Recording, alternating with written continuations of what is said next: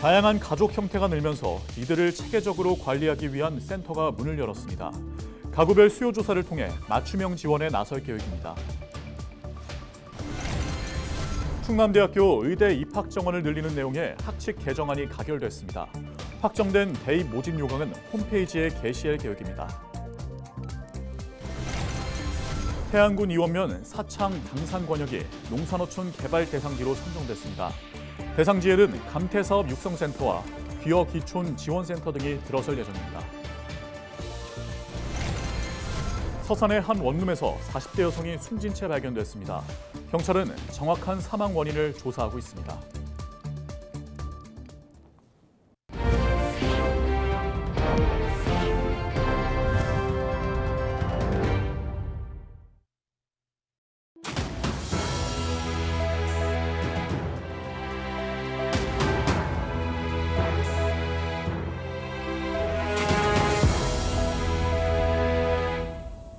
시청자 여러분 안녕하십니까? 헬로티비 충남뉴스입니다.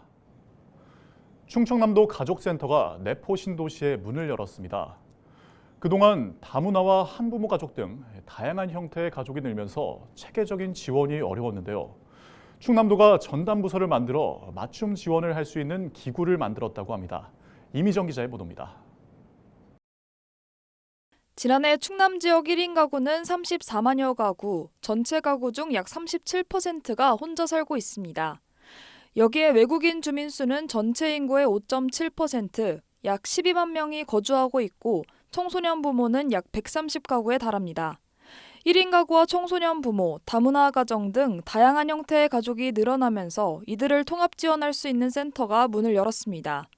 그동안 시군 가족센터에서 아이 돌봄 서비스와 가족 상담, 한글 학습 등을 지원하고 있지만 지역 가족센터 한 곳에서 다양한 형태의 가족들을 모두 관리하다 보니 체계적인 지원이 어려웠던 상황. 이런 문제를 해결하기 위해 충남도가 사업비 4억 5천만 원을 들여 가족센터를 열었습니다. 각자 센터마다 역할을 하고 있는데 각각의 센터들이 사실은 서로 보완하고 협력하고 잘하는 거는 서로 알리고 또 수정하고 어떤 또 좀 더 새로운 창의적인 프로그램도 개발하고 이런 일을 할 컨트롤 타워가 필요했거든요. 특히 청소년 부모와 미혼모 등을 위한 지원이 부족했던 상황, 센터에서는 전담부서를 만들어 맞춤형 지원에 나설 계획입니다. 현재까지는 그 미혼모부라든지 1인 가구라든지 청년 부모, 청소년 부모 뭐 이런 분들한테 행정적으로 공무원분들 도에서 담당을 하셨어요. 서포트 정책을 우리가 만들지 못했던 거죠. 이들한테 진짜 필요한 가족 정책이 무엇일까 저희가 개발을 하고 프로그램도 사업도 만들어 나갈 거기 때문에 충남도 가족센터에서는 가구별 수요 조사를 통해 필요한 서비스를 본격적으로 연계할 계획, 변화하는 가족 형태에 맞춰 지자체에서 이들을 위한 지원책 마련에 나서고 있습니다. 헬로티비 뉴스 이미정입니다. 충남대학교의 의대 입학 정원을 늘리는 내용의 학칙 개정안이 대학 평의원의 재심의를 거쳐 최종 확정됐습니다. 충남대 대학 평의원회는 30일 부결된 의대 정원 확대 학칙 개정안에 대한 재심의를 진행한 결과 31일 최종 가결됐다고 밝혔습니다. 이에 따라 충남대 의대 의예과 입학 정원은 200명으로 확정됐습니다. 충남대학교는 학교 홈페이지에 확정된 대입 모집 요강을 게시할 계획입니다. 태안군 이원면 사창 당산 권역이 일반 농산어촌 개발 사업 대상지로 선정됐습니다. 태안군은 2029년까지 국비 포함 약 68억 원을 투입해 감태사업 육성센터와 어르신 식당 등 생활 기반을 조성할 계획입니다. 또한 귀어귀촌 지원센터를 신축해 귀어귀촌인의 적응을 도울 계획입니다. 이와 함께 주민 역량 강화를 위한 주민교육과 마을 경영 지원 등의 시책을 추진한다고 밝혔습니다. 가로림만과 인접한 이원면 사창 당산 권역은 감태 생산지로 유명합니다. 서산의 한 원룸에서 40대 여성이 숨진 채 발견됐습니다. 지난 30일 오전 9시 50분쯤 서산시 동문동의 한 원룸에서 40대 여성 A씨가 숨진 채 발견됐습니다. 서산소방서는 건물에서 심한 냄새가 난다는 원룸 주인의 신고를 받고 출동해 A씨가 숨져 있는 것을 발견했다고 밝혔습니다. 경찰은 범죄 혐의점이 없는 것으로 보고 A씨의 정확한 사망 원인을 조사하고 있습니다.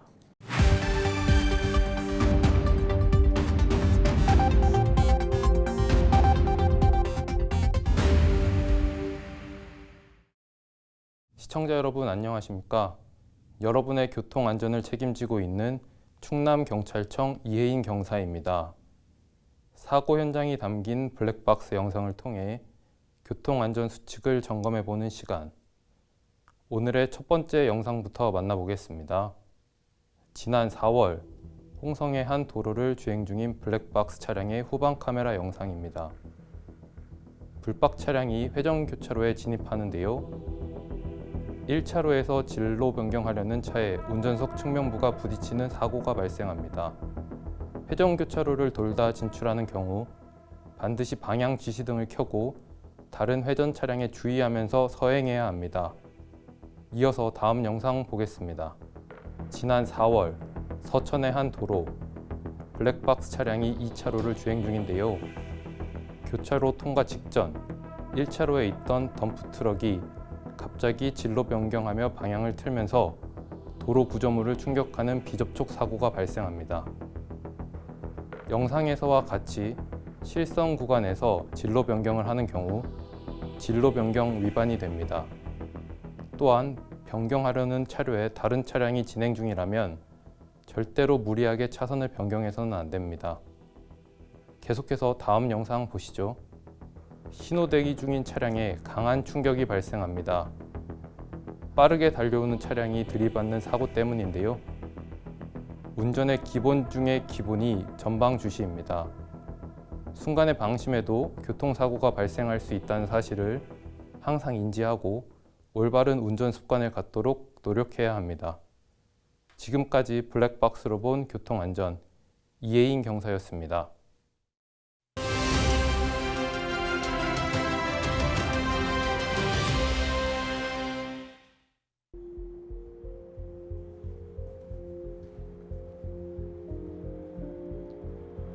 정부의 의대 정원 증원 방침에 반발해 전공의들이 집단으로 병원을 떠난 지 100일이 지났습니다. 전공의들의 집단 행동 이후 병원에서는 수술 일정이 지연되거나 진료에 차질이 빚어지면서 그 피해는 고스란히 환자들에게 돌아갔습니다. 심지어 충북 보은군에서는 도랑에 빠진 33개월 아이가 병원을 돌다 끝내 목숨을 잃는 등 안타까운 일이 잇따랐습니다. 전공의에 그치지 않고 의대 교수들도 사직서 제출과 휴진으로 정부에 맞섰습니다. 의사협회는 총선 전 낙선운동까지 꺼내들며 가세했는데요. 의대생들도 집단으로 휴학계를 내고 여태 수업을 거부하고 있습니다. 하지만 이미 의대를 가진 대학의 대부분이 정원 증원을 담은 학칙 개정을 마무리했습니다. 사실상 되돌릴 수 없는 건데요. 그런데도 전공의들은 의대 증원 철회를 조건으로 내세우며 복귀를 거부하고 있습니다. 환자는 방치한 채 자기 주장만 내세우는 의사 집단을 바라보는 국민의 시선이 고을 리 없겠죠. 우선 병원으로 돌아오고 테이블에 마주 앉아 정부와 협의해야 하지 않을까요? 의료개혁은 의사를 위한 게 아닌 환자와 국민을 위한 개혁입니다. 헬로티비 브리핑이었습니다.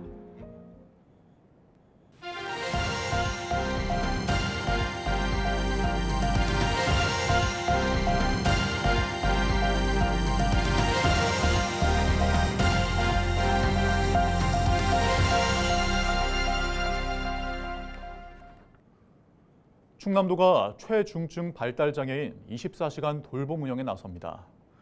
충남도는 31일 통합 돌봄 서비스 제공기관 2곳과 협약을 맺었습니다. 협약에 따라 충남도는 통합 돌봄 서비스 기관을 개소하고 오는 7월부터 24시간 돌봄 서비스를 제공할 계획입니다. 지원 대상은 65세 미만 지적 자폐성 장애인입니다. 충남도 서비스 조정위원회는 의사소통 능력 등을 고려해 대상자를 선정할 계획입니다. 서산시가 동문동 노외주차장을 대규모 공영주차 타워로 건립합니다.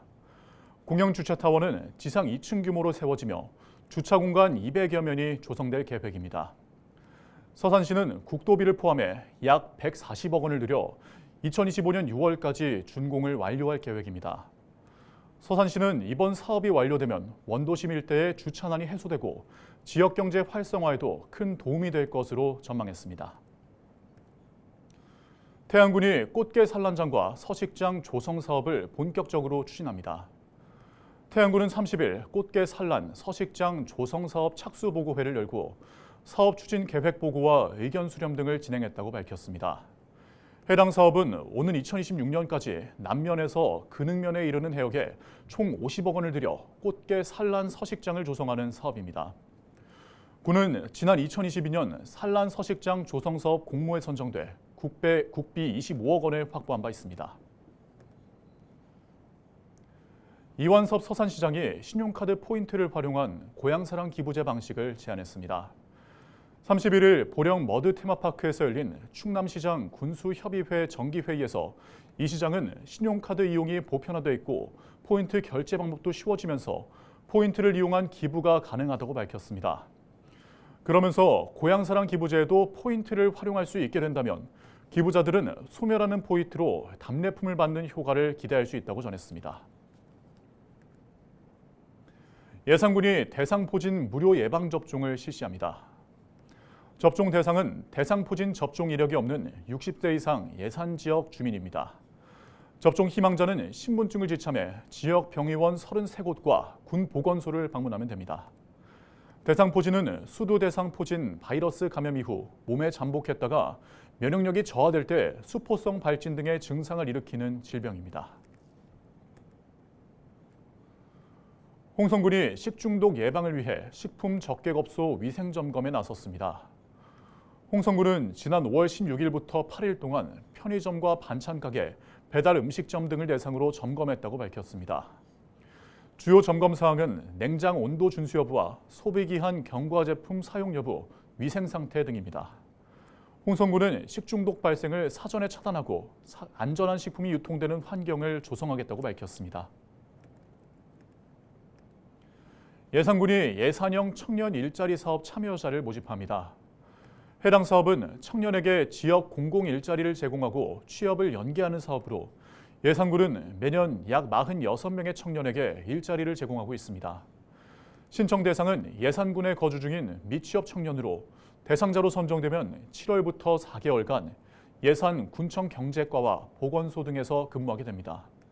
모집 기간은 6월 3일부터 14일까지입니다. 청양군에 라오스 계절 근로자 19명이 입국했습니다. 계절 근로자들은 오는 10월까지 고추와 버섯 등 지역 농가에 배정돼 일을 할 예정입니다. 청양군은 올해까지 청남면에 외국인 기숙사를 세워 계절 근로자 사업을 안정적으로 추진하겠다고 밝혔습니다. 당진시가 어린이 보호구역과 어린이 놀이시설을 대상으로 안전점검에 나섰습니다. 30일 당진시는 당진경찰서와 당진소방서, 민간 전문가 등과 함께 안전점검을 실시했다고 밝혔습니다.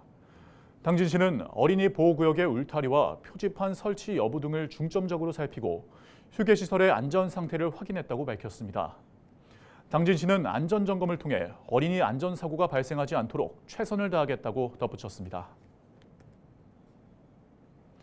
홍성소방서가 어르신 화재안전 돌봄 서비스를 추진합니다. 홍성소방은 홍성군 노인종합복지관과 업무 협약을 맺고 해당 사업을 추진하고 있다고 밝혔습니다. 서비스는 화재 등 재난에 취약한 어르신들의 가정 내 소방시설을 점검하고 재난 대응 능력을 높이기 위해 추진됩니다. 홍성소방은 가정 내 주택용 소방시설 점검과 사용법 교육, 119 안심콜 서비스 등록 지원 등에 나설 계획입니다. 청양소방서가 여름철 폭염으로 인한 온열 질환자 발생을 대비해 폭염 대응 119 구급대를 운영합니다. 충남소방본부는 지난해 온열 질환자 200여 명이 발생했으며 이 중 열탈진이 가장 많았다고 밝혔습니다. 이에 따라 청양소방서는 얼음조끼와 얼음팩 등 폭염 대응 구급 장비를 갖출 계획이라고 전했습니다. 또한 온열 질환자 응급처치 절차 등 교육을 진행할 계획입니다. 이상으로 뉴스를 마칩니다. 시청해주신 여러분 고맙습니다.